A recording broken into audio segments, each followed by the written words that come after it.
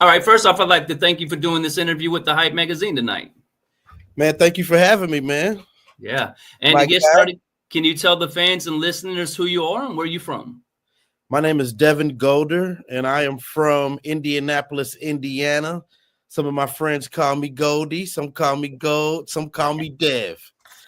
Now, with you being from Indianapolis, Indiana, do you think it made it harder for you or easier for you to get into the music industry? I would most definitely say harder Okay. because I feel like, um, when I was starting, really, industry didn't exist here. Yeah. So it's definitely harder. We had to move around a whole lot. Now, I know there's a lot of new people to the scene that you're collaborating with the show out showcase, and we're getting into all that a little bit later. But you said you've been around before all this. When did you get started pursuing music as your career? Man, honestly, I was raised in it, man. I did my first album with my brother and my cousins. I Yeah. was 7 years old. We had a group called Connection, a gospel rap group, and Okay. I remember standing on a chair in the studio so I could reach the mic to record. And yep, since then it's been nonstop. Yeah. Now I know you come from a musical family, legends in their own right. So, what's it like having your family be a part of this music industry? They are, and what's some lessons you learned early on because of their involvement? You think that's helped you in your career today? Um, I think it's a blessing to have a family that's musically involved and musically inclined because, what I do is not frowned upon. Yeah. As some people might try to do music and their family wants them to be corporate or something Yeah. like that. Well, I don't really have that. Didn't have that in my family. I was always supported in what I do, and that was a blessing because they do it too. You know what I Yep. mean? And then, if I need something, I always got people to call on. If I need, a musician, a singer, a lawyer, anything, that's all in the family. So, That's amazing. Now you said at 7 years old you got your start. You're pulling up a chair to get on the microphone. What did you do on the song at that time? And then what showed you in that moment that this is something you would be great at doing when you got older? at that time, I was rapping. Okay. I was a Yeah. gospel rapper. We had a gospel rap group at the time called Connection. That was my first musical stuff. I was rapping. Yeah. My mom and my aunt were writing my raps, Okay. and I was just always a natural at it, man. I was just kind of like thick thing when we were performing. They just pushed Yeah. me out there, and everything was rehearsed and performed, and ever since then, I always knew that it was me because Yeah. of the reaction I got from people when I did it. Now, at 7 years old, you do your first song. Like you said, your family's a legendary group, so they're traveling. What's some of the markets you went to early on in your early career going with your family? You remember some of the first cities you went to? Yeah, so my family, so we were signed Yeah. to my uncle and my cousin, Dr. Scott and Bryant Scott. They own Ty Scott Records. So we were signed to Ty Scott Records, a gospel record label in the beginning days, back then. And some of the first cities I went to, I mean, we've been everywhere, but I remember some of the big ones because they were so memorable. So I Yeah. remember going to um, Houston, Texas, Okay. to the Osteen's church. Right now is John Osteen, or is it Joel? It's Joel Osteen right Yeah. now. Yeah. But back then it was his father before he passed, and we performed at their church. So that was very memorable for me. Yeah. I remember. Yeah, we went all over, man. I remember going to Utah. I remember going to New York, Yeah. as a kid at that age for music. Now, with you seeing where Christian rap is today, like you said, you started in that arena. You transitioned a little bit. We're gonna get a little more into that, but right now, where Christian rap is, does it ever wet your whistle a little bit more to get back into that? Since there's so many success stories coming out of that arena right now. Yeah, absolutely. I don't think that I will be rapping again, but Yeah. maybe on a reunion project that's been talked about. Okay. After Connection, I was in a group some years later. This would be in my late teens. Yeah. Going into my 20s, I was in another gospel rap group called the Righteous Riders, and Facts. we were signed to Ty Scott as well, and we did pretty good. We did well, and it's been some talks of possibly you doing some kind of a reunion project or That'd be something dope. like that, So that would be my get back into gospel rap, Okay. if and when that happens. You know what I mean? But I also would like to do an inspirational project, but I would probably be more singing than rapping. Okay. So Yeah. what made you make the transition? You keep saying I used to rap, now I sing, and like what made you decide to go from rap to singing? And what was the first sign that you made the right decision? Um, I think I decided to sing more because everybody can't do it. I mean, Yeah. I know Facts. everybody can't rap either, but you got more rappers than singers, Yeah. and I felt like singing would take me farther. And then, I was in the Righteous Riders group. I was like the rapper singer, Yeah. and so I would sing then, and I would just, when I write my stuff, I always tried to add a little bit more melody and all that. And people would tell me, man, you can sing, you got a good voice, use your voice, use your voice. So I just started to do that. I would say, man, my man Chris Kelly, God bless his Yeah. soul, really encouraged me to sing more. So I just started doing that, man. Yeah, salute Chris Kelly. I know you guys were really close. How did you two meet, and what was so people who may have just seen it from afar, what was some of the stuff you guys did day to day to keep each other growing and become the successes that you were or you are? Yeah. So I met Chris years ago. He was in a group called Blackmail when I Yeah. was a little kid, in the Connection group, the first Yeah. gospel rap group. And my brother, Iron Golder, my older brother, went IG, y'all know him as. He went to school with the Blackmail guys, so Chris Kelly and all them, and they actually came in and sang on our album. So Oh, dope. that's when I met Chris as a kid. So Okay. fast forward, when I got older, and we started the Righteous Riders group, which was thanks to IG again. He was kind of instrumental in starting that group. Dope. We were looking for a studio, somewhere to record, because we needed to put this project together for the label so we could turn it into Ty Scott. And Yeah. and I was told to call Chris Kelly, and that Okay. was we kind of linked back up. And then when we linked back up doing that, we never parted. Yeah. We just became like best friends. Yeah, it's amazing. I'm sorry for your loss. I know it was hard for everybody in the city. Like, how was that for you when unfortunately his passing, but the response the city gave and all the attention that went into it? How does that feel for you, being a true friend of his, to see how the city responded? Well, man, I understand, man. Chris, everybody had a lot of love for Chris. He Yeah, worked with a lot of people. He helped a lot of people musically, helped their yeah, musical ear, helped their songs, gave a lot of good advice. So I respect the respect that they have for him. yeah. Absolutely. And I love it. Yeah. Now, when you go from making Christian gospel rap to making more secular music, did you get any pushback from your family, or were they all behind it? No, man, I didn't get any pushback from my family. Nope. I would say I got most of the pushback from myself. Wow. Okay. Because I'm always fighting with myself in my head. Yeah. Yeah. So, and I think I've just now gotten to that point where I feel like I don't care about the judgment and all of that stuff. I'm gonna do what I want to do and what I love to do. Yeah. I drop a song like Talk to God, and then I drop a song like Juice, Yeah. and I don't feel no way about it. I used to be worried, oh, they're gonna talk about me. Somebody's gonna say this. Somebody might not like this. Somebody might look at me like this. But you know what? Just because I love R&B music, and it's in me, and I Yeah. love gospel music, and it's in me.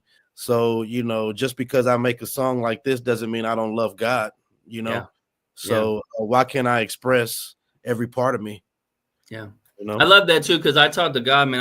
I listen to that song every morning for a little brief passion in my life because I was going through some struggles, and I talk to God was just a great way. And I love the way you do your music because you have phenomenal production because you're a talented producer. You've Thank got the singing down pat, but you still understand how to make dope music and make it relevant to today. So a lot of Christian gospel rights kind of like talk down to you, but you were talking in like everyday struggles we go through. So what was the reaction for you? I mean, you and Wyclef have been friends for a long time. You know, we can get into that backstory in a minute, but you released a song with them, a video with them, and all that. So what was that reaction for you when you guys released that song and seeing the response it got from all the DJs and your supporters?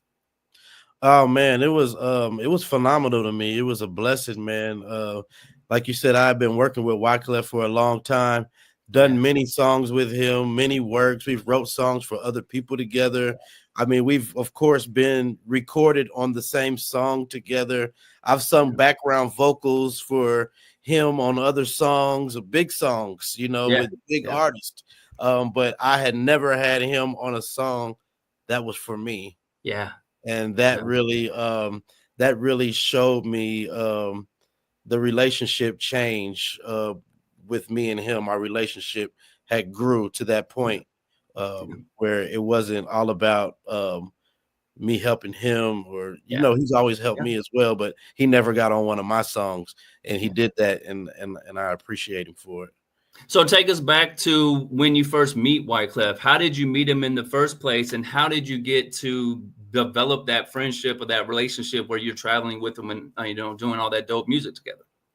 Okay, so yeah, like it goes back to the gospel rap again. Yeah. It was back in the Righteous Riders times, and Okay. my partner at the time, we were in the group together, Logic, Lamont Coleman. We were traveling back to Indiana from Atlanta, from doing a TV interview in Atlanta on the TBN network, Oh, dope. Christian Yeah. television network. They were interviewing us, and we were flying back home. And there was these guys in the airport that were getting on our flight, and they were like dancing around and doing stuff. And, we were kind of just like, who are y'all, And they're like, oh, we're a singing group, and we're signed to Sony and Wyclef. And we're like, Dope. okay. We're like, Yeah. okay, y'all on our flight, y'all going to Indiana? And they're like, yeah, we're going to Indiana. So we like, okay. Back then you had the CD Walkman things. Yeah. So we used to have these CDs where we have like, this CD's got 20 R&B songs. This CD's got 20 hip hop songs. And that's how we would shop our music. Yeah. So I think Logic gave one of the guys the CD Walkman. He's like, hey, hold our Walkman for the flight. Yeah. And check out some music. About time we were off the plane, they said, we're here for the Guy Black Talent Show. We're going to be special guests there, and Wyclef is in town. And he's here already. Why don't you guys come through? Yeah. And the rest was history. They liked a lot of songs on that CD.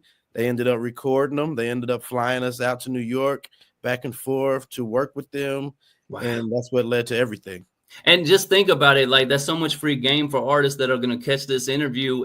You guys gave him the Walkman. You didn't say, "Oh, pay me for the Walkman," or you can just listen to it. You said, "Here, you can have this. Go get comfortable. Go listen to the stuff. You're okay." And then it came back to you, and like you said, God had a plan for you.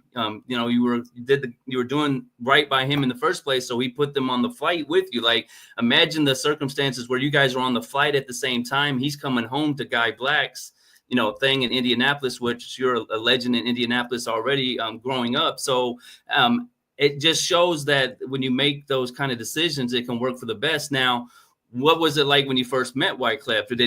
Had he already heard all those dope songs when he came into the studio with you, or did you guys meet him outside of music and then go to the studio? Like, can you give us a little bit more of the story of the interaction? So we met at the Guy Black Talent Show. We hung out that night because the guys kept us around the singing group. They were three young guys. We went out that night to some place. I forgot the name of the club out in Castleton somewhere. And we just kept in touch with them via phone.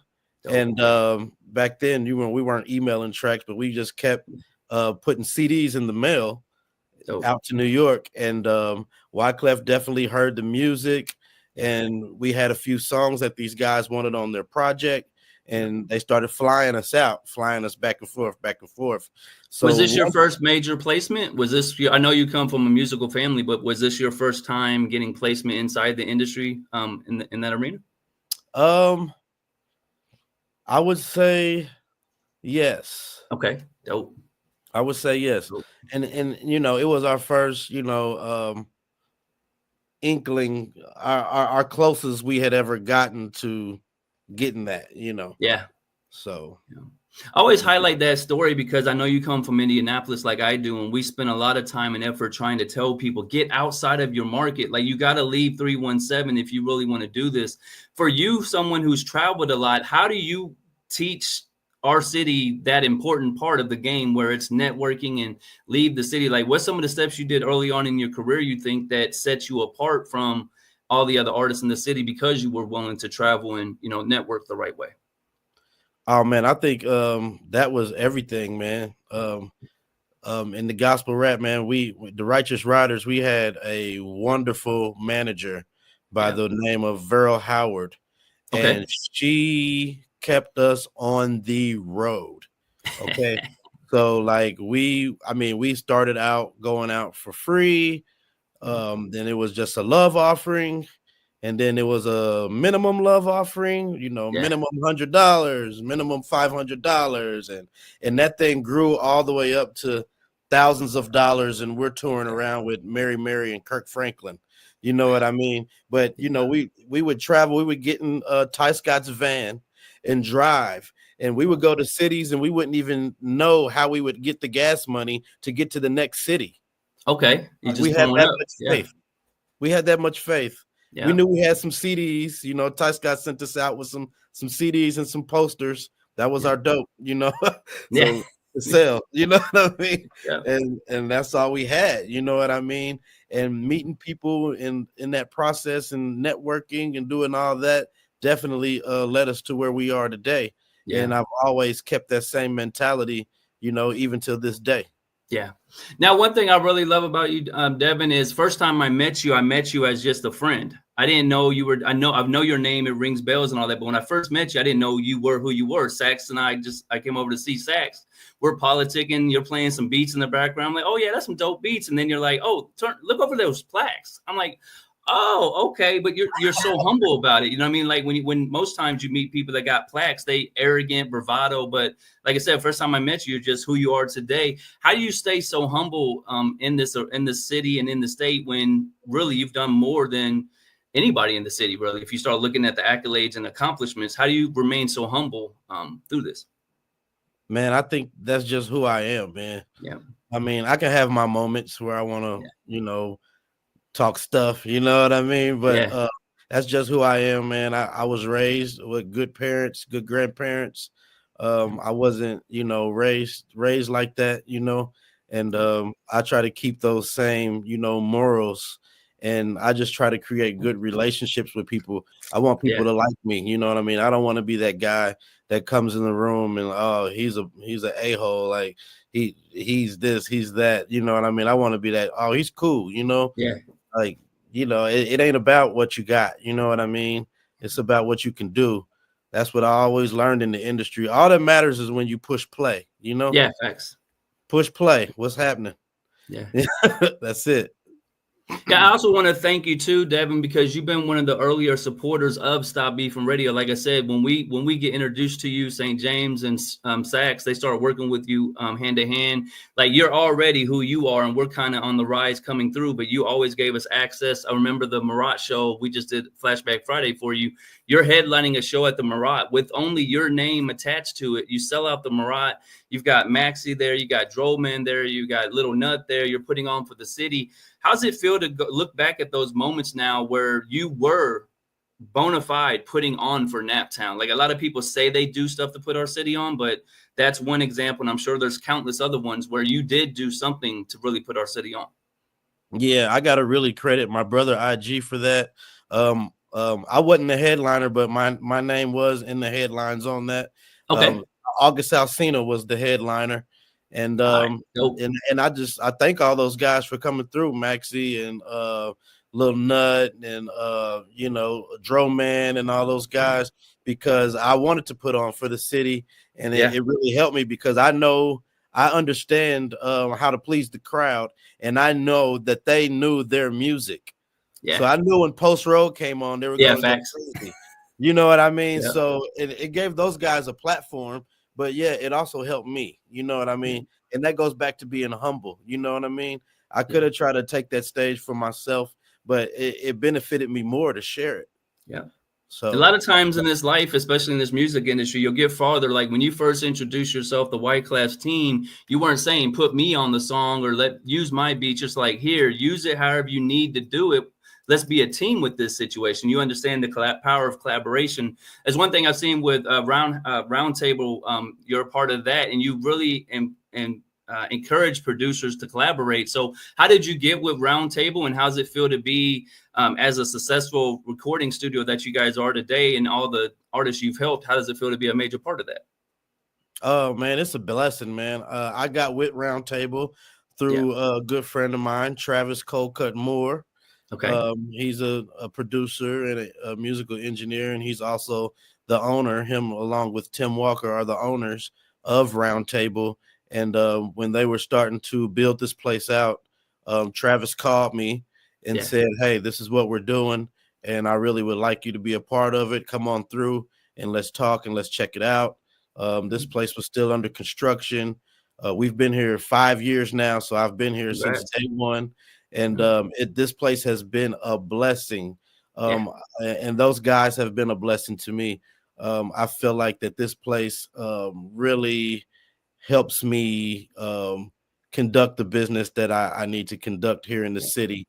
It brings a proper location, presentation for what we really have going on. Now, I know you have been a part of some major records, so I'll let you break down some of the records Roundtable has helped create or produce through your lineage. And then who's some of the artists I know you personally have brought through Roundtable because of your previous relationships? Some artists that's been through Roundtable because of my relationships. Well, we just had R-Truth over here, the WWE wrestler. There you go. So he's a cool friend of mine, and he also does music. Are you producing his album? Like, can we leak? Can we make a leak? WWE and Devon Golder? I'm not. He actually just came through just to check me out. But dope. We have a song together, and I helped produce. I co-produced that one with J Trax. My friend J Trax is his producer that does all his music. Dope. So that's kind of how I got connected with him. And who else? There's been a few people. I'm kind of having a brain fart right now, but I recorded Pooh Shiesty here. I got my first plaque for engineering from working with Pooh Shiesty here. Amazing. And then who are some of the other producers? I know Roundtable, you have a stable of a lot of the dopest producers in our city. Can you name some of the ones that are a part of the Roundtable family? We got of course I already mentioned Travis. You know, he's done a lot in the industry. We got TK was over here. He got the placement with Young Boy on his last album. We got Silly C under the roof, man. She's a dope engineer and producer, DJ. We got Joey. He's a young kid that's coming up. He's fire, man. It's a lot. It's a lot of kids over here that are really on the come up that maybe you haven't heard of yet, but you will. There's a lot of talent under this roof. Yeah, you and Joey together is a dangerous combination, and it reminds me of like hit makers or something like that. Do you guys have like a collaborative song or a project you guys done to that yet? So actually Ride With Me, my single Ride With Me. Joey and I did that together. Dope. Yep. And then we got Tyler Weaver over here, awesome engineer. All my recent stuff, he's been the engineer on that stuff. We lock in a lot. So yeah. I seen Fox 59 did a story on you. Sherman came out, pulled up to Roundtable. Did you know he was coming when you were there, or was that a surprise? And what was that experience like being on the news? I knew he was coming. I think we might have acted like it was a surprise, but he was here actually because we did a Christmas album, and not everybody from the studio, but some people from the studio. We all did a collaborative album for Christmas, and they were coming to highlight the album, and they just so happened to talk to me about my song. Dope. Yeah. Sometimes just being in the right place at the right time works, you know what I mean? Putting those Yes. work. Now you mentioned collaborative. You and Troy put together something really dope for the city, the Show Out Showcase. Yes. How did you two meet in the first place, and what made you decide to collab to create this amazing opportunity you did for the city? Me and Troy actually met when a friend of mine, Chrissy, invited me to an event, and Okay. Troy was there. And he Yeah. was doing an event for Radio One at the time where he was working for Radio One, and I met him there, and then we just kicked it off, man, and we started, chopping it up just as friends, and talked about some business, and actually ended up doing it. Yeah. So how many what was the first Show Out Showcase location? Do you remember that? And then how many Show Out Showcases have you guys done to date so far, you think? The first showcase location was at Ice Bar and Lounge Yeah, out so the there. east side. Yep, on the east side. Yep. And I think we've done about 20 showcases. Yep. And we've brought out over 100 artists throughout all of those showcases. Over 100 different artists. Now, at all these showcases, do they know you are? Because I want to give the little cat out the bag for some of these artists that be walking around here sometimes. Do they know who you are when they're there, or they just think you're just somebody putting together these shows? Like, do they understand what you've done in the game, you think? No, I don't think majority of them don't know. Yeah. And they probably don't even know. They think I'm just there. Yeah. I let Troy do a lot, you know what I mean? So Troy is kind of, the face of that. He's the one, talking to the artist and dealing with the artist and calling them and, you know what I mean, doing all that. So sometimes I think I might get a little overlooked on that. Yeah. And that's fine with me. I actually love it. You know what I mean? It said you don't want them to know who you are. Yeah. No, I'm not worried about that. Now, when you guys decide to do the Show Out All Stars, you know what I mean, you bless the whole situation because you have your ear candy situation with Warner, major distribution. You decide to collaborate with Troy to put out a project together. What goes into your thoughts at that moment? Like, you did all those showcases, really successful, but now you're putting your brand, your reputation on the line because you're releasing a body of work through your label. What went through your mind when you did that, and how gratifying was it to see the final product come out and the response it got? Man, it was very gratifying because it was not easy. Yeah, facts. It was not easy. And I had been having this distribution situation and I hadn't used it. And this kind of made me use it, Yeah. So it was very gratifying, very satisfying.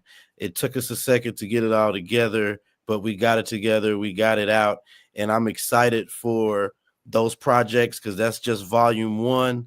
Yeah. We kind of had put the showcases on pause so we can focus on getting this project out.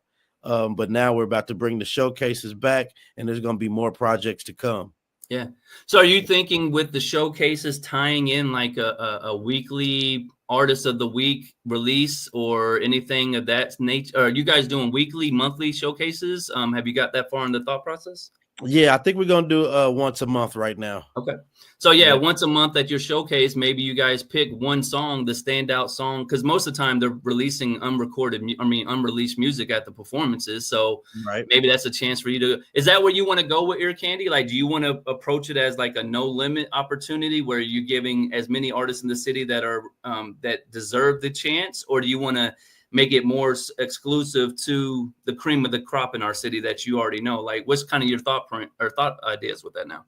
I would say a little mixture of both. Yeah. Now, we don't want to put out no trash, you know what I mean? Yeah. Yeah. But yeah, I definitely would love to give people opportunities through things like the Show Out All-Star mixtape, different volumes.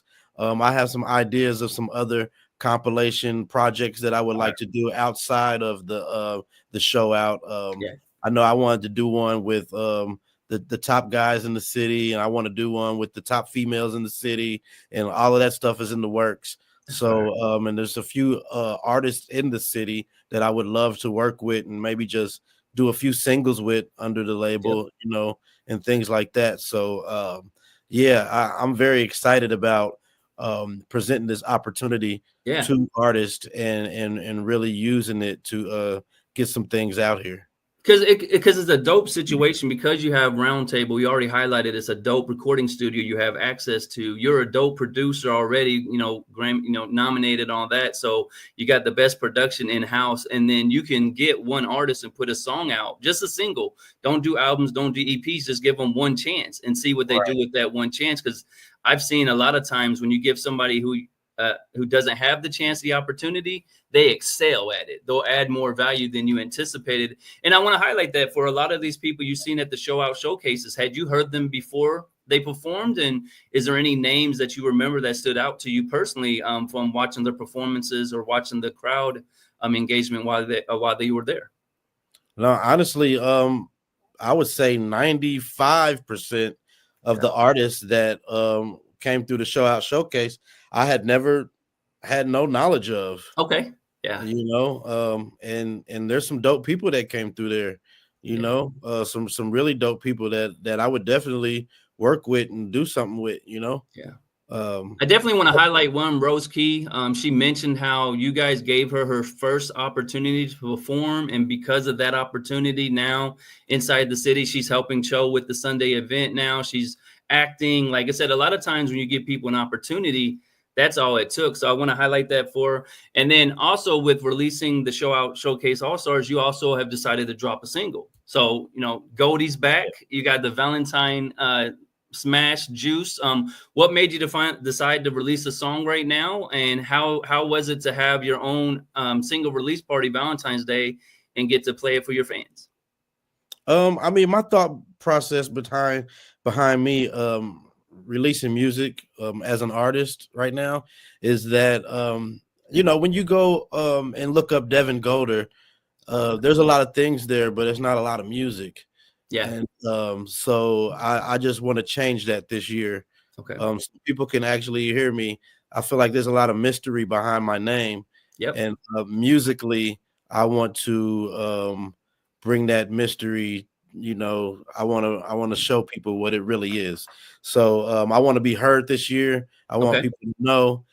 It's also a chance for me, like I said, to use this distro and get things out. I'm kind of using myself as a guinea pig, and that's really it. How does it feel to put the executive hat on? Like, you are an artist hat, you've been a producer hat, but now you're the executive behind the projects and all the stuff you're doing with Ear Candy. How does it feel to be in that role? It feels great because I'm not getting no younger, right? So it's like that's where I'm headed to the executive role. So, and that's where I want to be. That's one of my goals. That's one of my dreams. So I feel good to be headed in that direction. I got some good mentorship that's really helping me get there, and I'm excited about it. Yeah. We mentioned, I talked to God, the video single you had with Wyclef. And, a lot of people say, well, if you have a song with Wyclef, why didn't it go more? And I can say, to me, it made it hard to push that song and video because you lost your cousin too. And, he's a prime person in that video. How does that affect you when, you've got this song you've been waiting for all your life, got the collaboration with Wyclef, you worked up, got the dope video. It's an amazing video. And then a loved one passes. How do you deal with that and continuing to keep pushing that record? Are you okay with still pushing that, or does it make it difficult for you?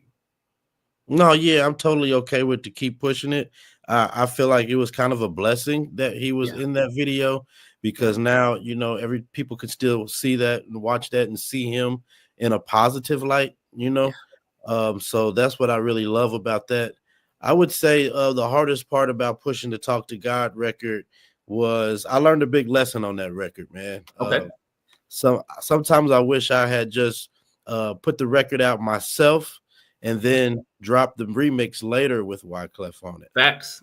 Yep. You know what I mean? Because now when you myself as that quite have that name as an artist in the industry, and then I drop a song with Wyclef on it, it kind of becomes his song. So, when people are wanting to book me for that song, guess what?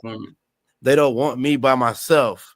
Like, oh, okay, well, can he come? Which he's willing to come, but he's busy. So the schedules don't work out. And, even if they got the money, he's just over here, he's touring and da-da-da-da. So I feel like I had a lot of lost opportunities just because of the big feature.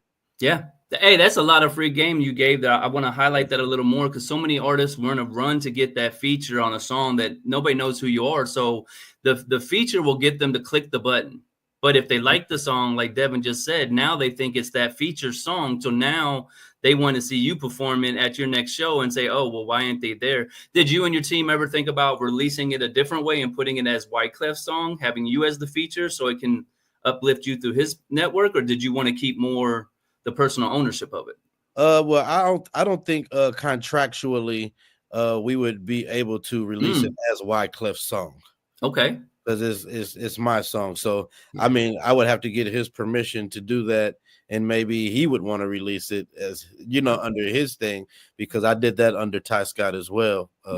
When we did that. So do artists understand? Because I know you deal with a lot of independent artists, so this is a great time to teach them a lesson. Do they understand a lot of this behind the scenes stuff that we're talking about? Like, you got the song, it's dope, why can't I just release it? The strategy that goes behind these releases, the getting the clearances and stuff like that. Do you think artists understand all the legwork that goes into that? Oh man, I totally don't think they understand that, because I do some audio engineering too, and some of the stuff I run by, and I'm like, whoa, how do you think you're gonna put that out? What do you think you're gonna do with that? Yeah. And they have no clue that they're gonna put this up and it's gonna be taken down, or it's gonna be flagged, or they're not gonna be able to monetize off of it, and and all that kind of stuff. So more often than not, I see people who have no clue. Yeah. Yeah. That's the hard part. And then a lot of times, because you're so humble, they come up to you trying to tell you the game, and you got to sit there with a politeful smile and be like, "Oh, do you know I was just on tour with Wyclef?" Like sometimes they want to talk your ear off. But I salute you for that, because, like I said, you stay humble in those moments. I've always seen you always give them free game or wanting to help people out. So I salute you on that. Like I said, you just did your party. I want to highlight that. Valentine's Day, snowy night, but I seen you had a pretty good crowd that came out. What was the event for you? And is that something you're thinking about doing more of, doing your own shows to highlight you and your future label mates?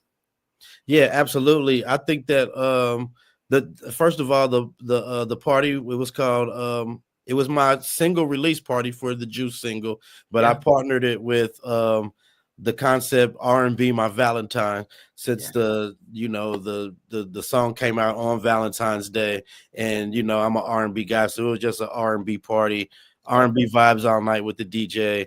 There was other singers there that did some pop-up performances, and it was a very, very, very nice night. Everybody enjoyed themselves. There was people in the building, and the next thing is that I think that with the income being very low in music right now, as far as getting money off streams and things like that, I think that the events are just another way for the artists to try to bring in some income off our craft. So yes, there will be more events, many more, and I think there should be an event every time we drop a song. So that's what I'm on. And that's what's really exciting for me for the ear candy thing, is you really know how this industry works. So like when you're telling us how to do these releases, or you're just taking the game plan from the industry and bringing it to Naptown so we can do it the right way. And I'll get that. I'd seen you had a pretty dope feature, or you got placement for Ghost 4, Light Skin Keisha, and Young Blue record. How did that come about? And when did you get the notification that your song had been picked? That was Power Book Ghost 2, actually. And that happened through Wyclef, man. He called me in probably, let's say, August 2023. Okay. Yeah. It's like, hey, I'm working with 50 Cent. He's looking for music for some stuff. I had no idea what for. He said, send me some stuff. And I put together a folder of about 20 records and sent it to him. And then months and months later, I get a call that says one of yours got picked. And then I didn't know, still didn't know what, and then it got really serious when I was getting emails from Lionsgate. So it took probably, I'd say over a year before everything actually got certified and went through. And it happened, and that was a big blessing, man. So the song is called "Go Away," and it had Young Blue and Light Skin Keisha on it, which was also very unexpected. In my contract, it just said that the song will be performed by, because I gave him a full song, a beat and a lyrics, Okay. Yeah, you and gave reference. Yep. and then, and they said that the song would be performed by the actors. But I didn't know they were on the show, you know. And I didn't know Young Blue was the actor. Yeah, and that's I don't dope. think Wyclef knew either, because I called him after the record came out, and I'm like, "Yo, you didn't tell me Young Blue's on the song." He said, "Who?" I didn't know either. So it was a surprise. It was a pleasant surprise. Yeah. Now, let's give you said it was about a year process. When you find out you're going to get this placement, a lot of times in music, it's a hurry up and wait type situation. How do you stay positive during those moments? Like, you got this big record, it's going to kill the charts when it's released, and now it's 6 months, a year later. Like, how do you stay focused and positive while you're doing the waiting game that we go through in this music industry? Man, I just try not to get too excited.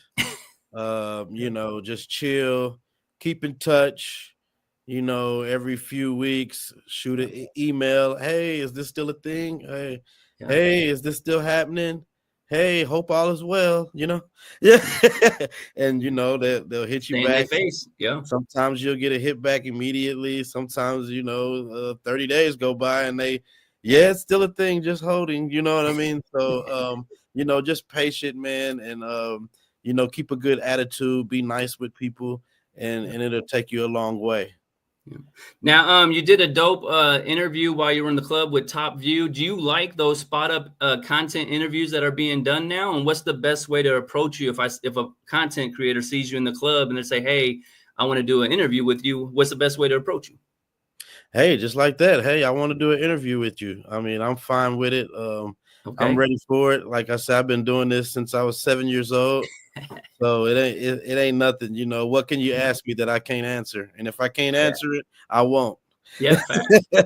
Now, you said you dropped Juice. It's you want people to hear your music now. So here's the question: are you calling all your friends? Are we notified? Is there a bat signal that's gone out saying Devon's got new music?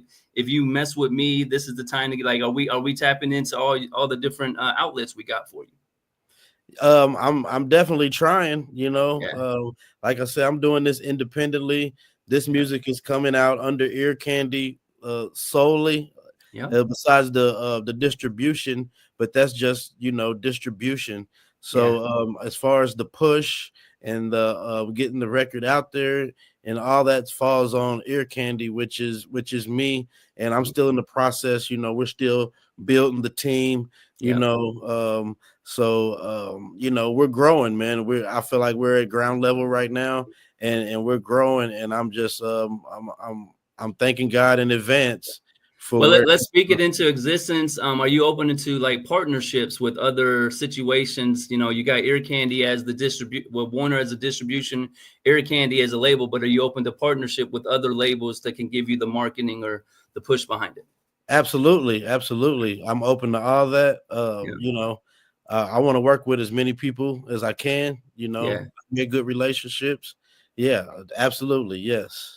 Well, the reason I mentioned that, I went through your Instagram. We got a common friend a friend in common. I already messaged them saying, "Hey, let's see how we can make this make sense."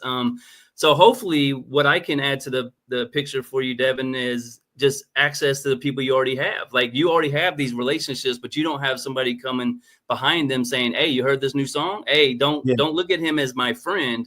Look at him as this talented producer artist that's got this really dope song." So, that's one thing I'm looking forward to help bring. And then shout out to my family, DigiWax.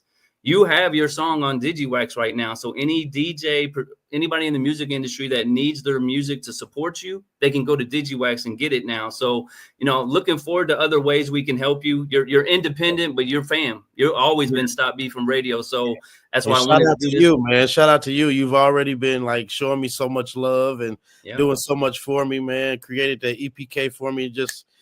It's like, man, and I really, really, really appreciate that, man. And you want to know what's so cool? This is how God works. That's the first time I ever did an EPK. but you needed Wow. one. And I'm like, shit, let's figure it out. I told God, let me bless this for him. And it came together. And the reason we do that is we want to get you on Treese. But you're already Devon Golder. How do you not be like, yo, you know who I am? Like, how do you do the submission process like that when you already been on stages across the world? Like, how do you keep that desire to be a part of the local scene? Man, I mean, at one point in time, I might have been that guy that's like, hey, you know who I am. But I've learned that the humble route will get you farther. Yeah. So I'm not going to try to skip the submission process. Hey, I don't need to Yeah. do that because you know what I mean? It's like, no, I'll go through the submission process. I've met those guys personally a few times through this past year. Yeah.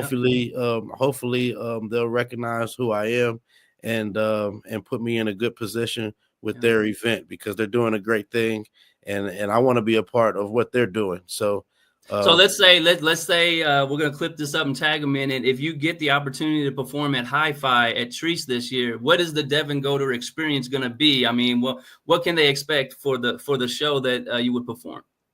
Oh man, it's gonna be an R&B experience, Yeah. but also it will be a turn up experience because, like you said, like I did at the Marat, I'm gonna have some special guests, and it's gonna be a great show. It's gonna be a great show for sure. Smooth melodic vibes, you know what I mean? Yeah. And so, Now, we went over a lot of your highlights that I could find, but for you, what's one of the major highlights in your career that stands out to you? um, definitely, like I said, the Talk to God feature, and yeah, definitely that. That was a major highlight because, like I said, that was my first time having a major feature from my friend on that record. I mean, I've done records with major people before, but that one just hit different, Because you knew him personally. It wasn't no industry stuff. It was a genuine relationship, and he liked the music. That's why he got on it. Exactly. Yep. So that that was Now, a that was a do you highlight. have any advice for other artists that want to be in the music industry? Either they want to come in as an artist, they want to come in as a producer, they want to come in as an engineer. You wear so many hats. What advice would you give somebody trying to get in the game today? I always tell people just don't give up, man. Yeah. Um, you never know how close you are. So Yeah. I say, the person who makes it is not the most talented. They're not the most, this and that. They just didn't give up. Yeah. Facts. They kept Yeah. going, and then Yeah. they ran into that right situation. They ran into that right person, and because they kept going. And so just don't give up, man, and something will shake. Be diligent in your work. Don't give up. Don't mean you're not networking and you're not working to get there. You still have to work to get there and do the things, that it takes, but just don't give up, keep going. Now, how important is a team to you, and who are some of the members of your team? Either the Ear Candy label, Roundtree Table label, like some of the team that helps you do all the stuff you do today. Yeah, so I think a team is very important. And honestly, right now, my team is still being built. Okay. We're at the ground level right now, but All right. So, what positions are you looking for, and what's the submission process? Let's go ahead and blow up your it's, inbox real quick. it's, What are you looking for for the team? it's crazy that you said that because I was just having a conversation with somebody about this, and they asked me the same question. So right now, I got you, Matt, and I got Troy Frank.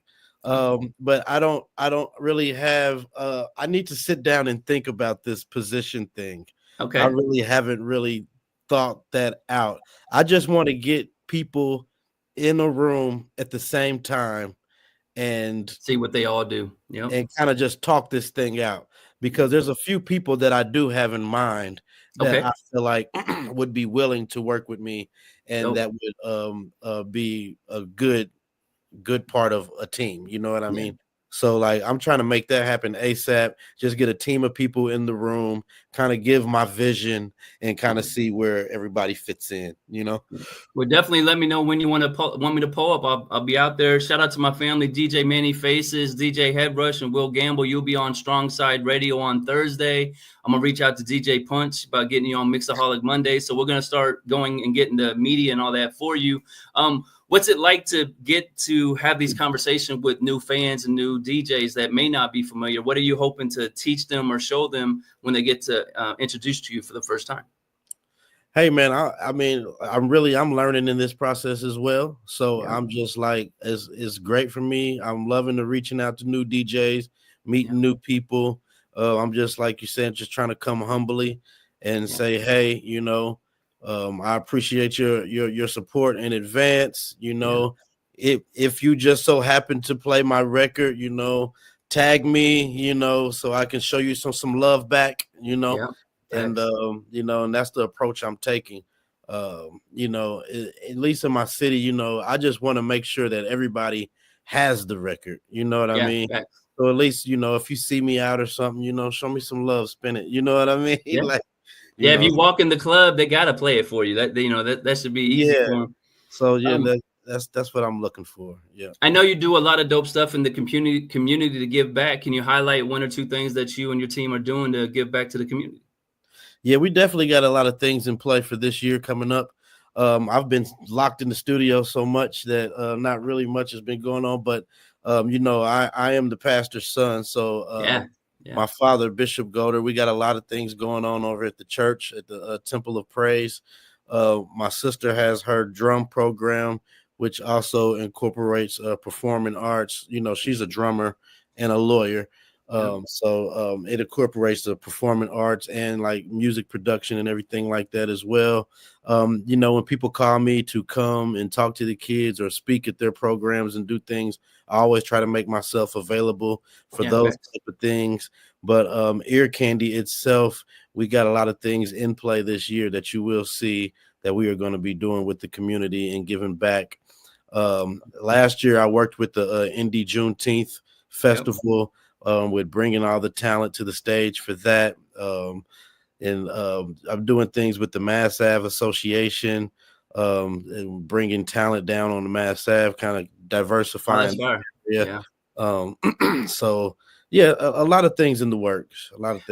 Outside of music, production, entertainment, all the stuff we talked about tonight, when you got downtime, what do you like to do for fun? Like, what are you doing to enjoy yourself if you're not making music and stuff?